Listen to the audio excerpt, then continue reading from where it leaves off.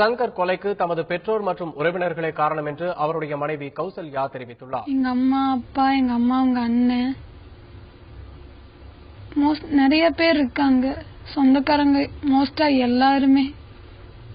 எல்லாருமே ஏன் இன்னும் கொல்லாம வச்சிருக்க, இப்படி ஓடி போயிருச்சு, வேற ஜாதி பையனை கல்யாணம் பண்ணிருச்சு, எதுக்கு இன்னும் கொல்லாம வச்சிருக்கீங்க?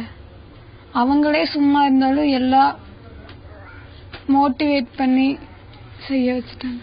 அப்படி கொலை பண்றவங்கள ஒரு தாட்டி லைனா நிக்க வச்சு சுட்டுட்டாங்கன்னா அது மாதிரி எல்லாத்துக்கும் பயம் வரும். இந்த மாதிரி கொலை பண்ணுனா அடுத்தது இந்த நிலைமை தான்.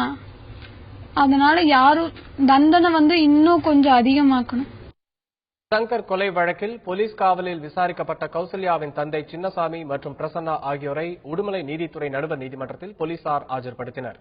வழக்கை விசாரித்த நீதிபதி ஸ்ரீவித்யா சின்னசாமியை கோவை மத்திய சிறையிலும் பிரசன்னாவை பொள்ளாச்சி இளைஞர் சீர்திருத்த பள்ளியிலும் வருகிற 11ஆம் தேதி வரை நீதிமன்ற காவலில் வைக்க உத்தரவிட்டார்.